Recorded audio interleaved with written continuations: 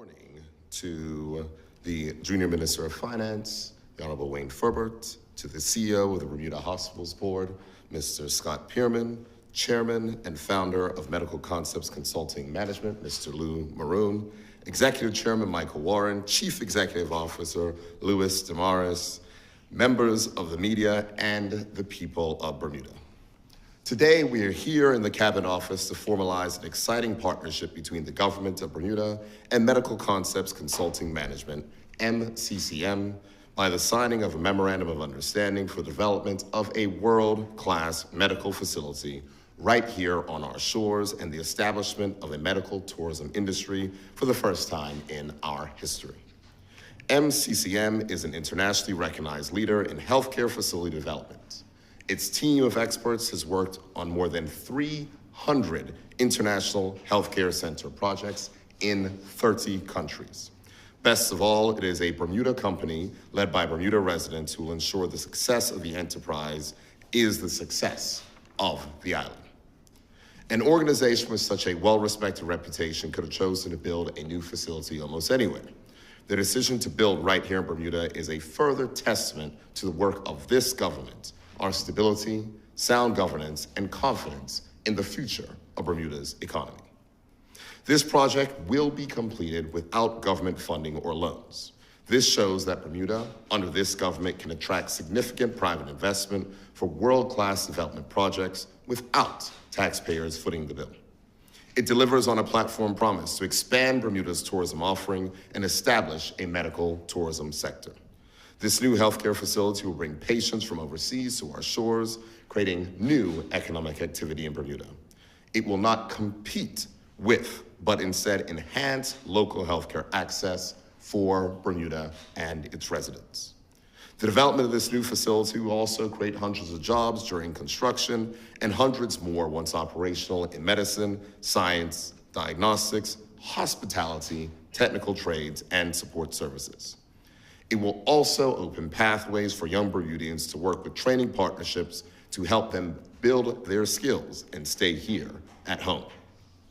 For those working abroad in these same sectors, opportunities will be available for them to return home with their wealth of experience in meaningful careers. Bermuda is ready to become a world-class medical tourism destination, and today marks a significant step towards that goal. On behalf of the government, I would like to thank Chairman and Founder, Mr. Lou Maroon, and the MCM team for their vision and commitment to Bermuda. It has been a long road, as Mr. Maroon will say during his comments. Before I pass Mr. Maroon, I must also thank the Minister and Ministries of Health, the Minister and Ministries of Economy and Labor, and also Junior Minister Wayne Ferbert for their work on this project over the years. It has been a multi-ministry initiative to get us to this particular point, and also want to thank the Bermuda Hospitals Board, represented by the CEO today, for their work and collaboration in getting us here. We look forward to seeing this vision become a reality and to its positive impact for Bermuda and Bermudians. And now I welcome the Chair and Founder of MCCM, Mr. Lou Maroon, to give a few remarks. Mr. Maroon.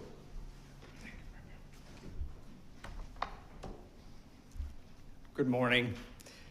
Premier, honorable ministers, distinguished guests, members of the press, ladies and gentlemen. It's a privilege to stand before you today for a moment that marks the beginning of an extraordinary chapter in Bermuda's healthcare journey. We're here not only to sign an agreement, but to set in motion a vision, one that will touch lives, strengthen our economy, and position Bermuda as a leader in healthcare innovation in the region. This project, whose embryogenesis dates to 2010, was brought to life by the Premier in 2019. The Premier saw the opportunity for Bermuda to build a world-class healthcare destination comparable to other global and iconic healthcare facilities around the world.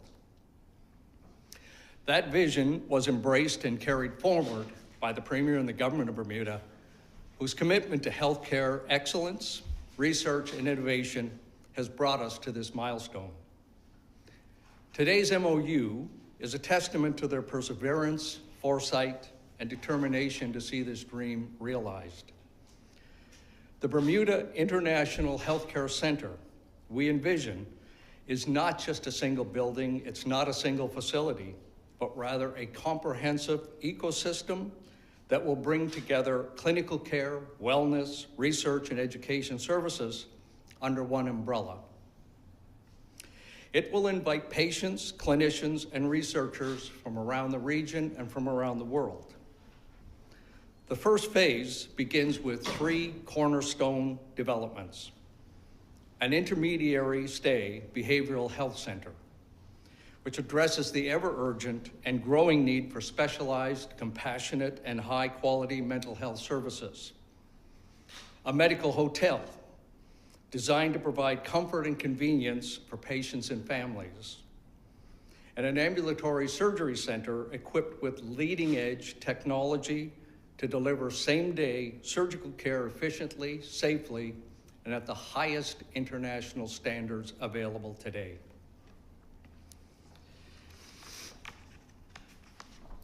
Together, these elements from the foundation upon which the Bermuda International Healthcare Center will grow, a place where wellness and recovery are nurtured alongside scientific research, medical education, and international collaboration. But this initiative is about more than infrastructure. It's about creating skilled jobs in healthcare, research, hospitality, and supporting sectors. It's attracting investment from regional and global partners who will see Bermuda as a trusted hub for healthcare innovation.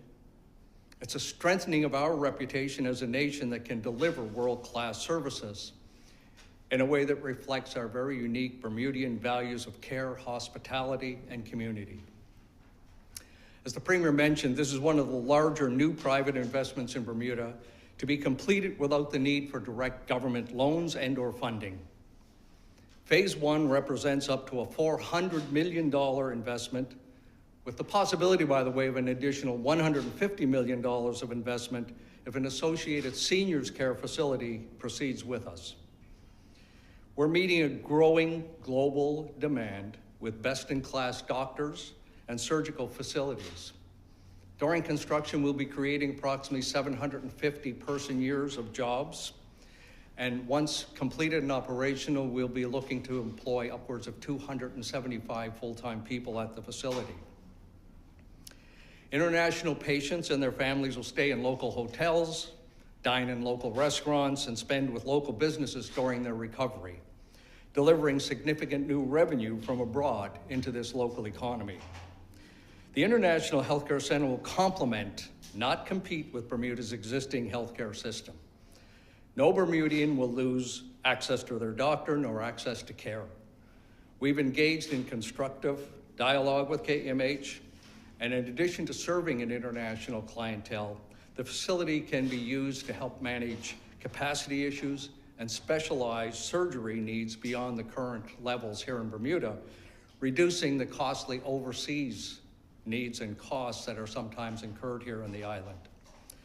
The facility will also offer opportunities for local physicians to observe and collaborate with world-leading surgeons, enhancing their experience and professional development. Bermudian workers will gain valuable ability to train and grow good careers, plus potential collaboration with leading educational institutions and to create new pathways for high-quality local opportunities. Premier, ministers, distinguished guests, this MOU is more than a document. It's a promise that the vision of world-class international healthcare center, first imagined years ago and championed by the current leadership, will take shape here for the benefit of our people and generations to come.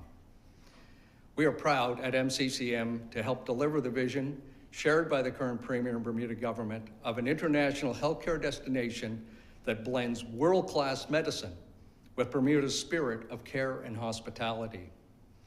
We are honored to be your partners in this journey. Together, we will make Bermuda not only a place that's wonderful to visit because of its beauty, but a place the world turns to for healing, knowledge, and innovation. I thank you very much for your attention, and shortly we'll have an opportunity to answer some questions. Thank you.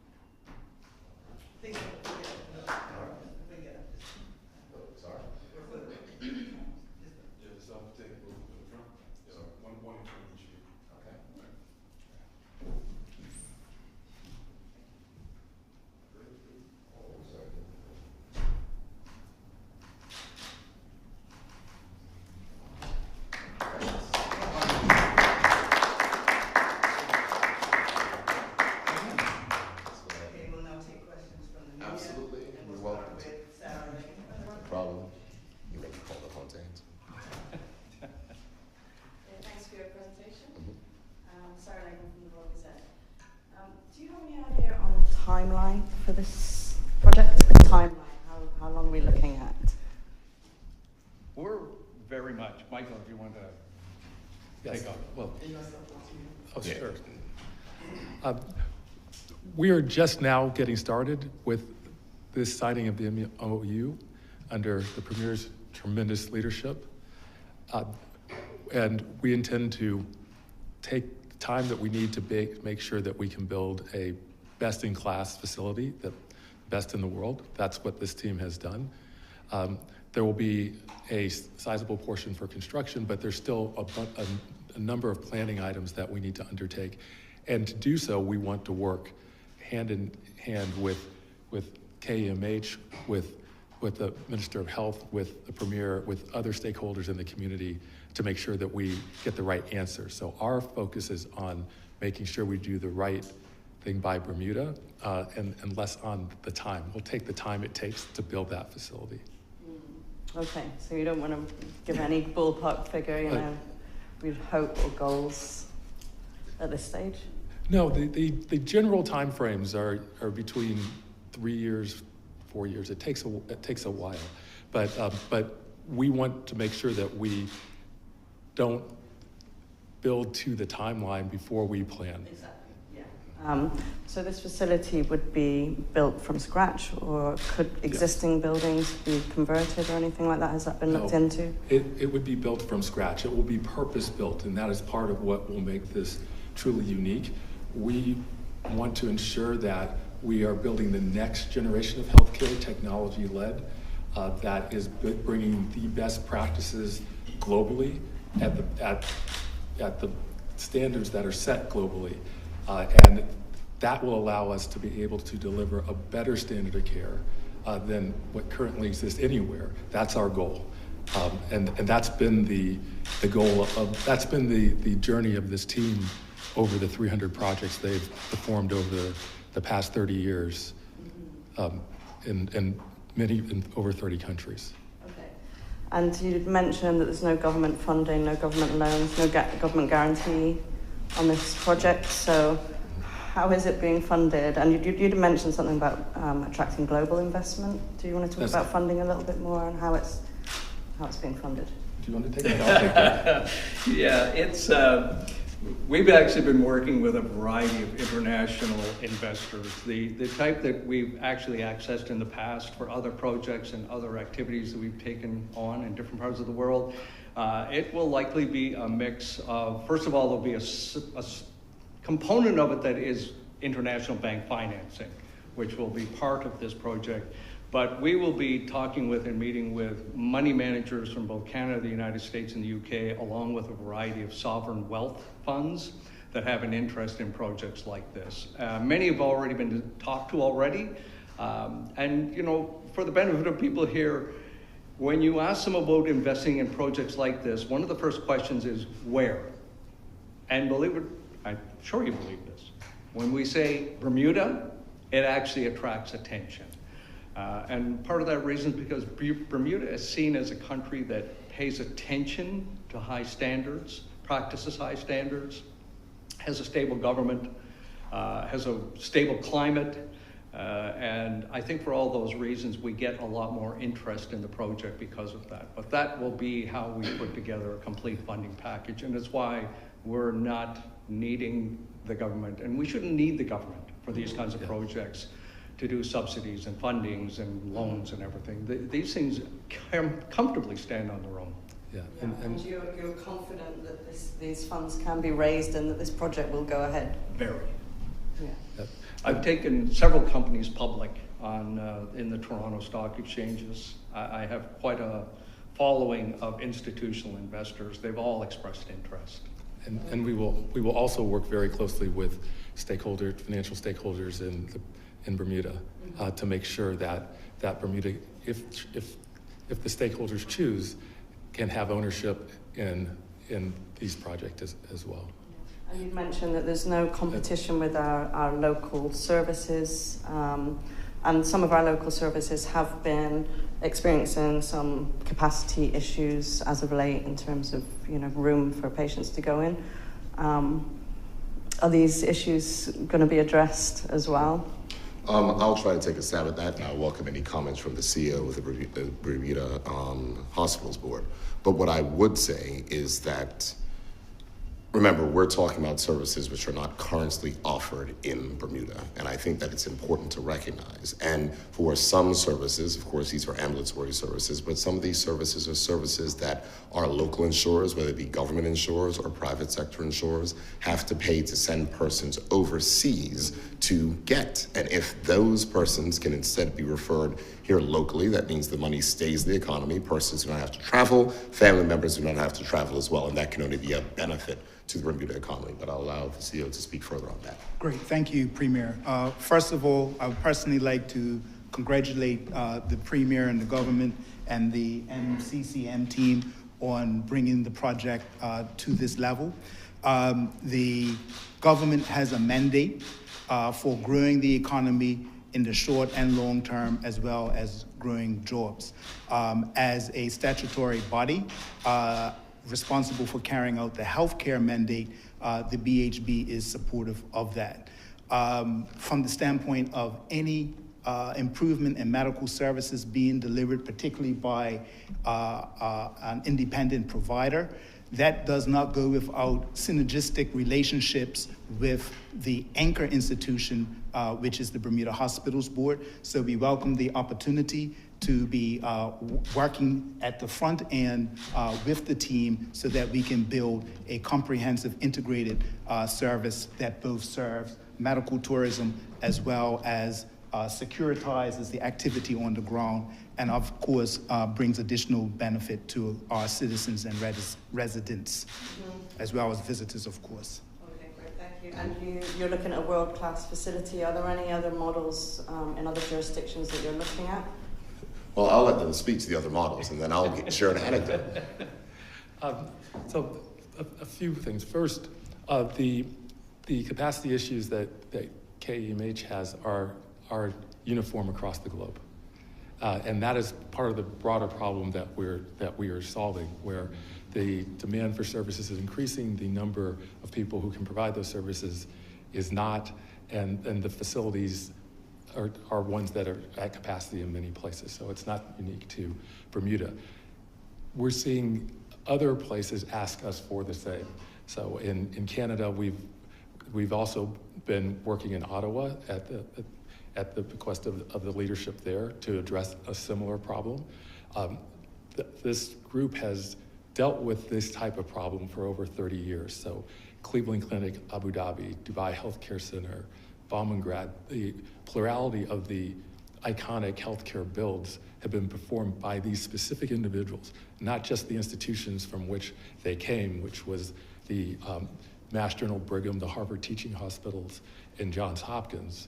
We've brought those two, probably the number one team and the number two team, they would debate which is one and two, together to build the super team to address this. And also we've attracted some of the very best in Canada as well at their hospitals.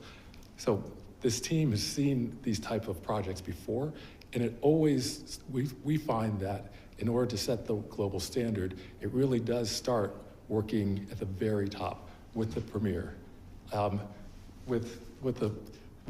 Pierman.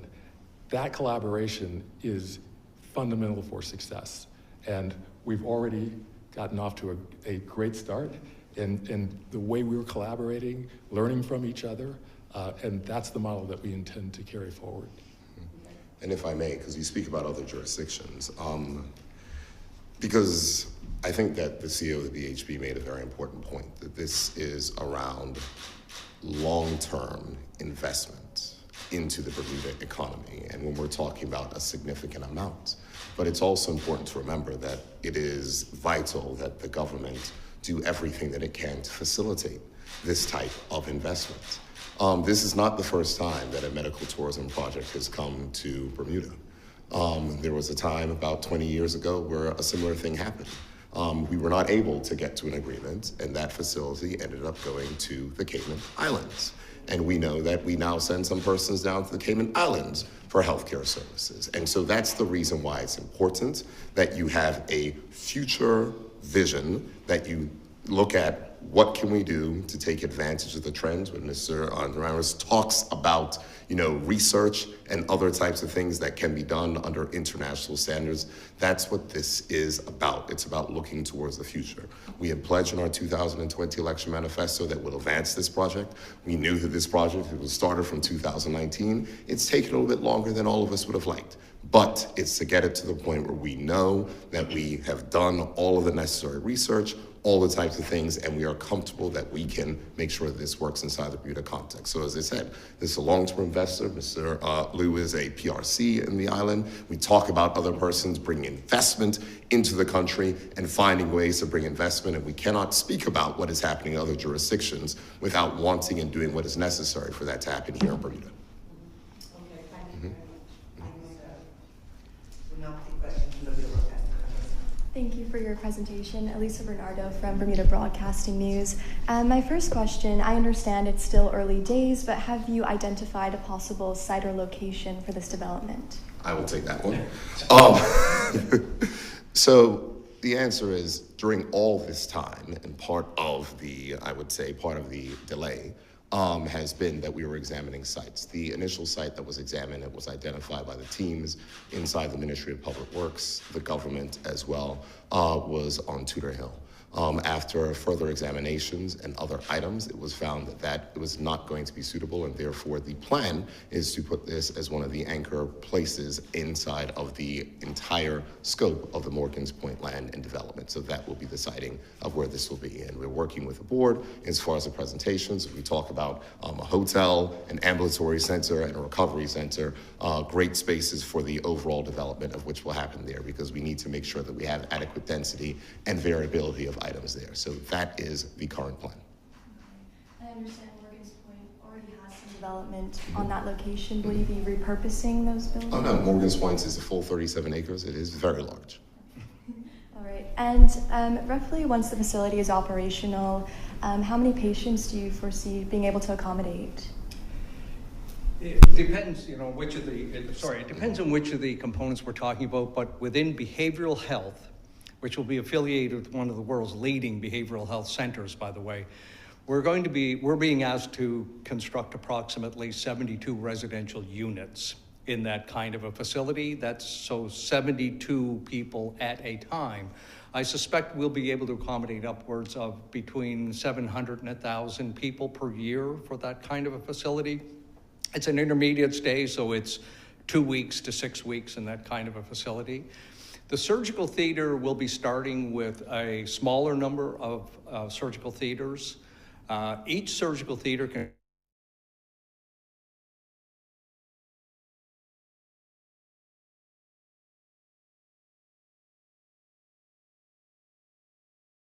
of 8,000 to 10,000 patients per year. The benefit in terms of tourism, by the way, is that no one comes to get their hip replaced by themselves. Generally, with 5,000, 6,000, 7,000 patients, you're looking at 18,000 to 22,000 tourists to the island who will be here for anywhere from 1 week to 3 weeks a stay at a time. And perhaps this is a question for the Premier, but with the addition of these patients, once the facility is open, moving around the island, do you expect that to put any added strain on our available transportation options? I'm certain that any development will cause additional strain, but that means it's an opportunity for growth, an opportunity for entrepreneurs, an opportunity for development. This government has a mandate to not just look at the present, but to also look for the future and to talk about and to make sure that we put in place things that will be delivering better options and better economic, growth for the future. And so those may be challenges, but those are challenges that we can manage. We want Bermuda to have the capacity for more tourists. This means there'll be more airlines, more capacity, more beds, all the rest of the types of things which we want for the future. And we know that other countries are being successful in this, and Bermuda is ideally placed in position to provide this and be a success in it. Okay. And just finally, when you unveiled the first phase of the potential development, you also spoke about the potential of a seniors care arm. Given that Bermuda has an aging population, that particular fact stuck out to me. How can you go about in making sure, to make that a priority per se? Go ahead.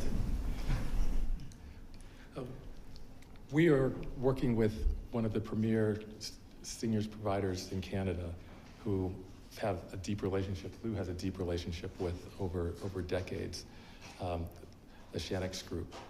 And just as we're doing with our ambulatory surgery center and our behavioral health center, we are bringing the very best operator to partner with us on the effort. And that will allow us to be able to maintain those standards and work very closely with KEMH and with Mr. Pearson in being able to deliver the patient-centric care that is really fundamental to our approach. And I do want to emphasize that is the approach. It is mission-oriented, patient-centric. We have to deliver the very best experience for every patient. And that is where we start. And from there, the rest of the design gets built. And so we were working in concert to make sure that we can deliver on that. Thank you so much. Thank you. Thank you, members of the media. Thank you, gentlemen. Premier, would you like to say anything before we end? No closing comments except for it's great for the questions that are here. Certainly I want to thank the team again. We look forward to the work. As we say, there's a lot of work that we still have to do, but we look forward to updating persons, and I'll be providing an update on these particular matters in the House Assembly when we come back in September. Thank you and have a good day. Thank you.